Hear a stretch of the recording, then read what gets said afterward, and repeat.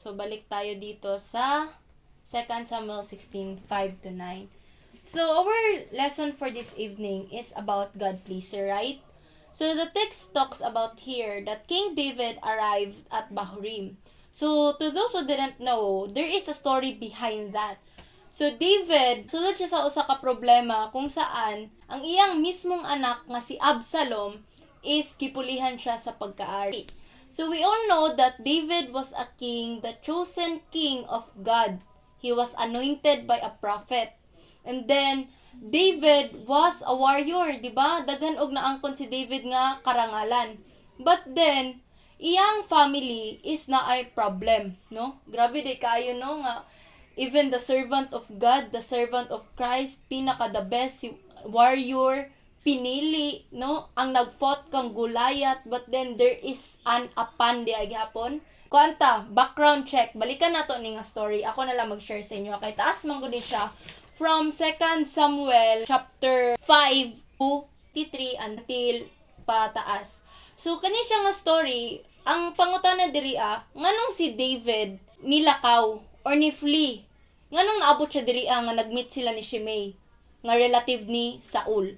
So the reason why David flee from Jerusalem is makita nato siya sa 2 Samuel 15 verse 14.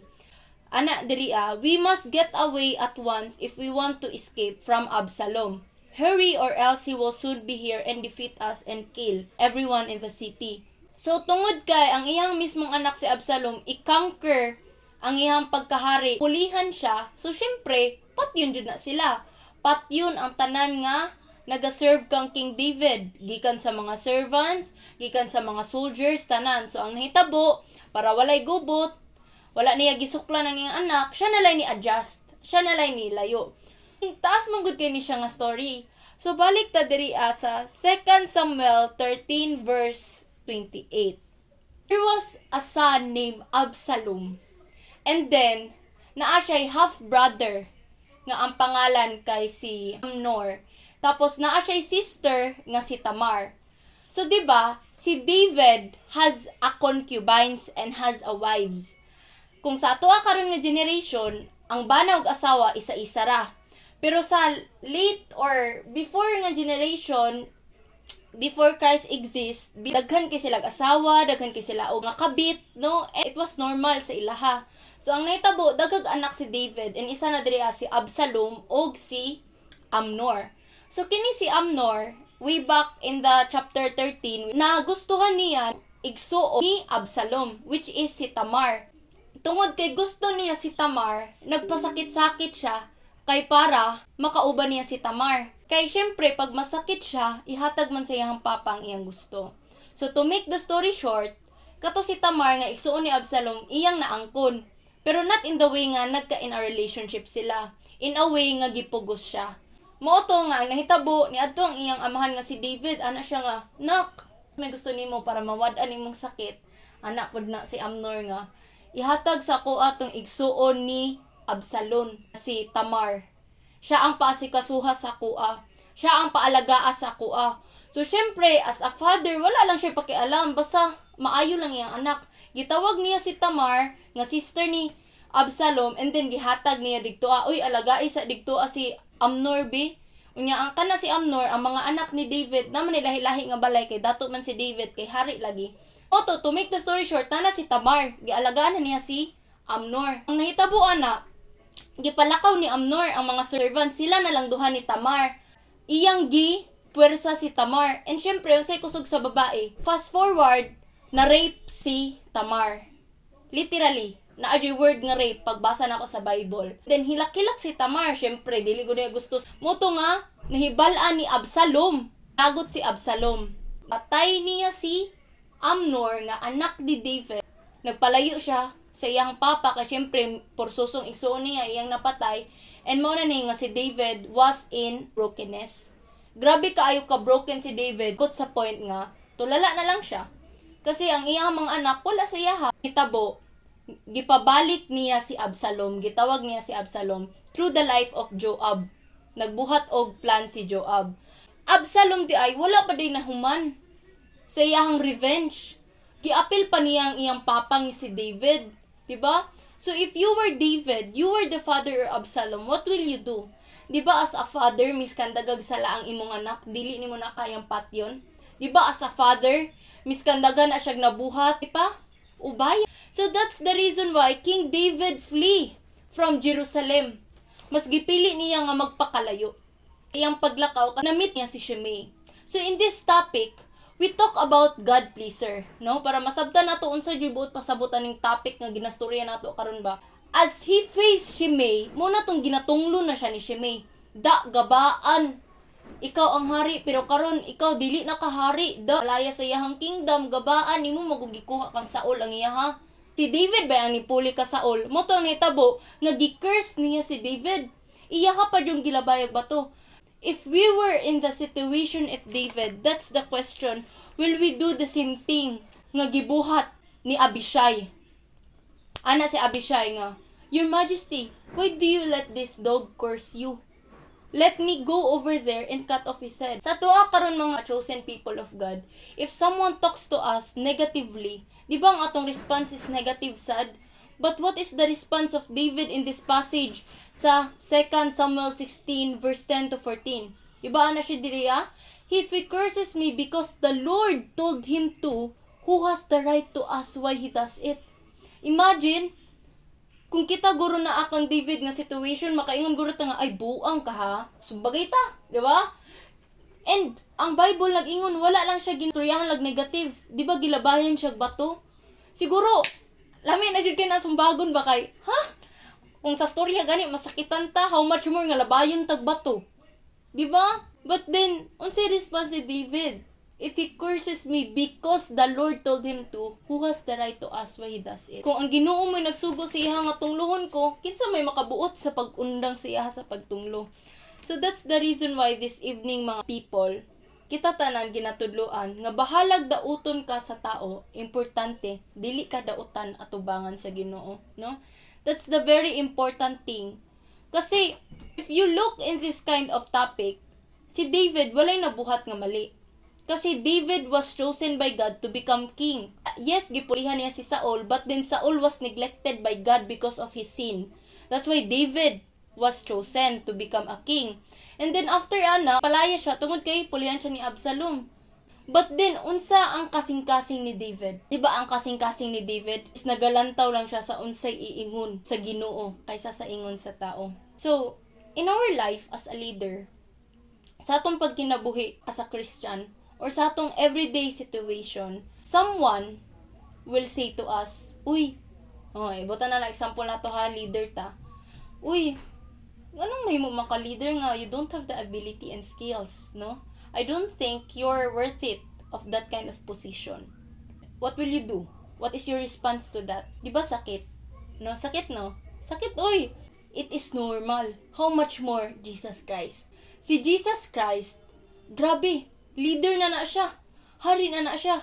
Nganong persecute man siya sa mga tao. Nganong ginaistoryahan man siya dili maayos sa mga tao. It is because it is just a testing kung gaano ka ka-strong.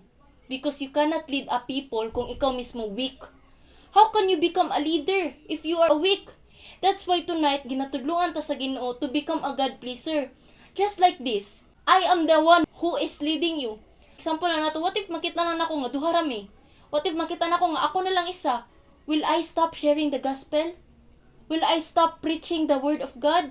Or even our pastors in a local churches, no? Kitsa man jud ning mga church dira ang gamay kaayo. Outing daghan kaayo, pero pag prayer meeting maihap ra tulo. So kung tulo ba mo, magundang na ba ka sa pagdahig sa Ginoo? Diba? It is not like that. Just like King David. Wala siya galantaw sa mga tao, pero ang iyang ginabuhat is mapahimutan ang Ginoo. That's why tonight, ang ginatudloan ta karon sa Ginoo, consider it pure joy, my brothers and sisters, whenever you face trials of many kinds, because you know that the testing of your faith produces perseverance. Amen? Kabalo ba mo anang feeling nga nasakitan ka, pero nagpadayon ka? Wow! That is what we call perseverance. Di ba? Kanang feeling nga broken ka, pero nagadayig gihapon ka. Kanang feeling nga walang-wala na ka, pero nagahatag gihapon ka sa tanan. No? Sama atong babalo. Gihatag gyapon niya ang kung unsay naa sa iya ha. Ana pud na tama sa gibuhat ni David. Miskan dili na siya hari, miskan gitunglo siya, gilabayan pa siya bato, kita wa ganita nakatisting labayan tag bato, sakit ra gani nga storya atong madunggan, di ba? And also iyang mismong anak mo'y gusto sa iya mo patay. Imagine, pero unsay giingon ni David, kung ang Ginoo mo'y nagbuot ni ana, then let God. Kasi perhaps, no, na continuation nato ana siya. Perhaps the Lord will notice my misery and give me some blessings to take the place of His curse. Igsuon, dili man sa tanang panahon ba masakitan ka? Dili man sa tanang panahon ba tulurata na may sahay managhanta, di ba? Dili man sa tanang panahon nga ikaw broken ka, ngano sa tanang panahon ang Ginoo nakakita. Sa tanang panahon miskan nasakitan ka, miskan nalabayan na kagbato dira, miskan daghan ka gibati, miskan gikubid na ka, ang Ginoo nakakita. The Lord is the one who will give us blessing and the one who will take that blessing. Ang Ginoo mo hatag, ang Ginoo pud mo kuha. We must trust God. And also, dili ta mahimong man pleaser. Kinahanglan God pleaser ta. Amen? Kasi ang gibuhat ni David, wala niya gipatulan. Kay ingon ba ito? Your Majesty, why do you let this dog curse you? Let me go over there and cut off his head. So, ana si David, oops, this is none of your business. Okay ra, chill. Ana ba? Kay hari baya siya. So, karon mga suunan, as a leader, dili jud sayon. There will come a time when we accept God's calling. Becoming a leader, many people oppose our calling and try to drag us down by uttering bad and discouragement words. Tinuod jud ni. Kitsay naka-experience ani, moingon og amen. Amen. So, sa dihang imong i-accept ang imong calling, sa dihang mga lagad ka sa Ginoo, Lord, magpabautismo ko, mga lagad ko, dira na jud. Mabuang na lang jud ta ani. Like, makaingon ka, di ba, kanang mga bago pa lang kung magtotoo. Nangalagad gay ta sa Ginoo para makabatok panalangin, pero problema mga kung unan, di ba? So, why? Because, ana jud na. Wala jud isaad si Lord og panalangin lang. Isaad si Lord og kaning untol-untol nga road. Diba? Unsat na nga road? Narrow road o si road. So, ang saad ni Lord sa tua, lisod kaayo ang kinabuhing Kristohanon. Pero as Philip said kaganina, ang mulahutay makadawat og kadaugan og hingpit nga kalipay. So, that's the reason why ang magtotoo ni backslide, no? Sakit pamalandungon. Ang ubang mga pastor, ang ubang mga pastora, ang ubang mga leaders, wala na. Nawala sa pagpangalagad tungod kay dili lalim. Pero gidasig ta sa Ginoo karon nga ayo talikdi imong pagtawag, kundi dawata kini og kalipay miskan adunay pagsulay. Okay. So as a leader, you must have, so last time naapod ko'y gitudlo ato, leaders must have self-control or discipline, pride, your ministry must not be the center of attraction, and lastly ato is separated. In what way? By choosing your friend wisely. So this time, tulo na pod. As a leader, you must have numb heart. So when we say numb heart, kana siyang kasing-kasing nga gahi, manhid. Numb heart to men, but soft-hearted to God. So, be like David, that has a numb heart. Diba? As a leader, ang imong kasing-kasing jud, dapat jud manhid. Kanang feeling nga, nag-invite ka nga, oy, bay, simba ta bay, unya, gisinra ka. O diba? Numb heart imong gikinahanglan igsuon. Kay kinahanglan nimo magpamanhid sa imong kasing-kasing para di dayon ka masakitan. Kay kung masakitan ka, ma-discourage ka, kung ma-discourage ka, mo backslide ka. So that's why as a leader, kinahanglan jud nimo karon, no, tinguhaan ni sa Ginoo. Kinahanglan nimong maging manhid sa mga tao pero soft-hearted sa Ginoo. Unsaan na lang, kanang adlaw mag-worship leading ka, pero kanang adlaw nagka-problema mo sa imong pamilya, sa imong husband. Unsa nimo pag-lead sa congregation kung ang imong heart broken?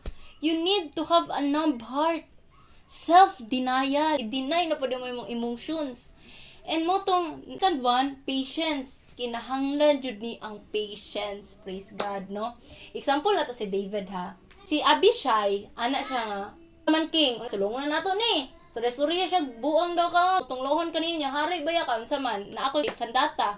Ano nang ulo ani? Matin anak si David, it is none of your business. Okay lang ko. If the Lord told him to do that, okay ra. Basta ang importante, kapahimuot ko sa Ginoo, wala ko'y nabuhat nga mali, hinlo ko, perhaps God will see my misery and restore my blessing. Di ba na siya? Sumuto na itabo, unsa tong attitude? It is patience. Example na lang pud ta. Imagine, you will become a leader. Or not imagine, kasi you are now a leader. Leader ka sa inyong church. Leader ka sa inyong school. Leader ka sa tanan. You need to have patience. No? A good leader has a long patience. Kasi kung leader ka, tapos wala kay patience, you are not a leader. Kasi magdala man kag kagubot. Kung leader ka, init kag ulo, syempre, you have all the authority, leader ka, sige, patya to siya. Kasi problema, wala na. Wala na peace, wala na unity. So, as a leader, you need to have patience. And lastly, endurance. Why endurance? It is because sakit kaayo ang pag-lead. Isinra ka, pag mag-invite ka, pag magwali ka, mag-cellphone ra ang uban magkatawa, ang uban dili pa jud maminaw. Pag magbuhat ka og youth activity, ang uban moingon nga, ote, ay te, dili ba ako makaadto te kay study ko te ba, ami exam te. Unya pagkahuman nakita nimo sa mall naglaag. Praise God, sakit kaayo na pamalandungon.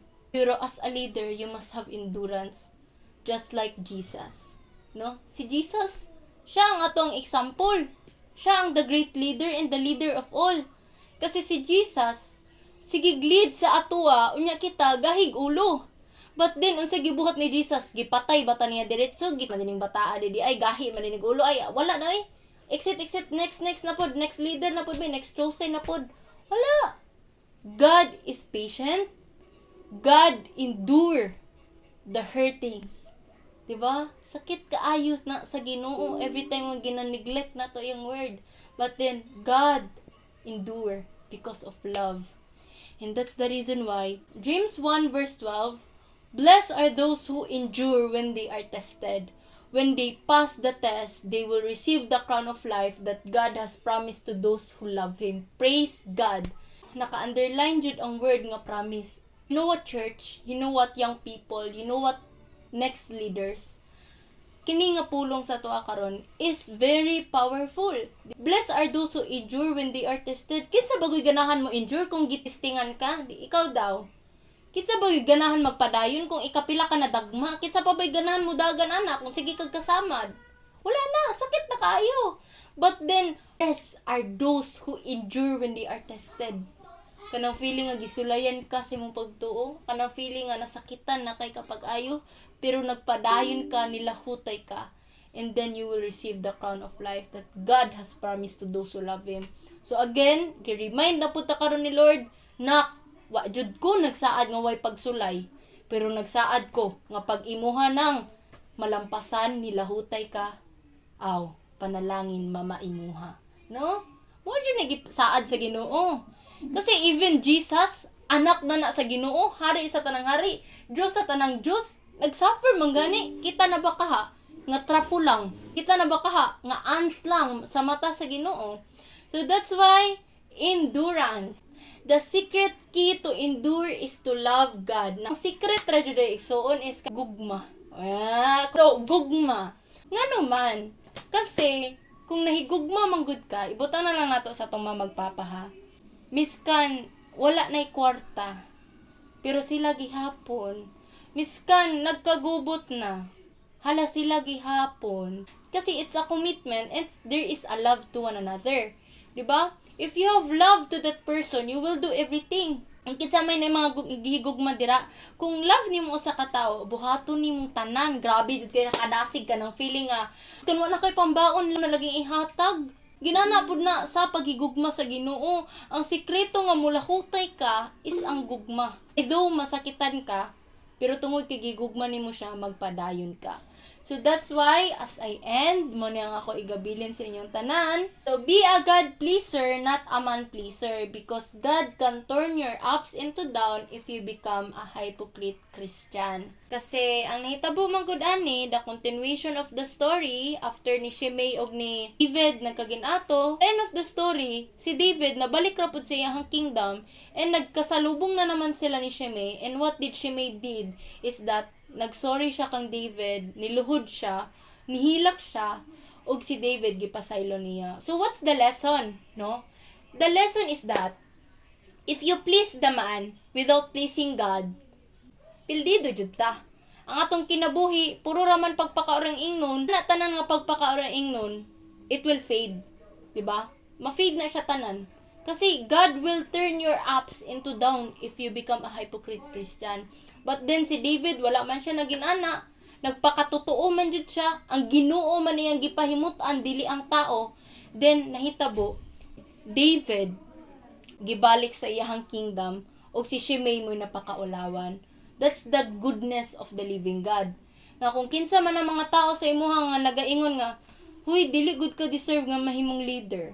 Huy, dili good ka deserve nga mahimong pastora. Unsa pa ba ng calling nato diraa? Pero dira nato makitaan, kung naay naga-oppose, it means our calling sa atong buhi nga Dios is dako jud, di ba? Kasi grabe ang pagbabag ni Satan eh. That's why this evening akong igabilin sa inyo ha, Galatians 6 verse 10. Let us not become weary in doing good, for at the proper time we will reap a harvest if we do not give up.